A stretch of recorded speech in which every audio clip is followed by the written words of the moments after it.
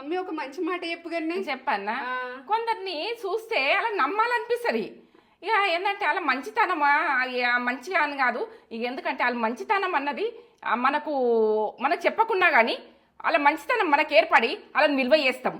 అలా అది ఏంటంటే ఎట్లా అంటే అలా అట్లా ఉంటారు కాబట్టి వాళ్ళని విలువ చేయగలుగుతాం.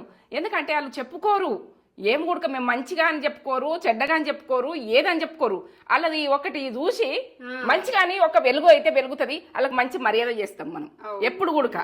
అలా నువ్వు వదులుకోకుండ్రి, ఎందుకంటే అలా నువ్వు నిజాయితీగా ఉంటారు. ఏదైనా వాళ్ళది గొప్పతనాన్ని చెప్పుకోరు, ఒకళ్ళను దించిపడతారు, ఏదే చెయ్యరు.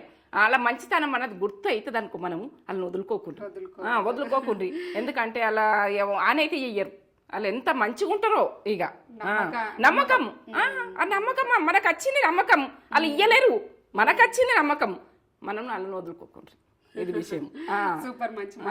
నచ్చుతుందా? నచ్చుతుంది, ప్రతి ఒక్కరికి నచ్చుతుంది. లైక్ అయితే ఇచ్చుకోండి.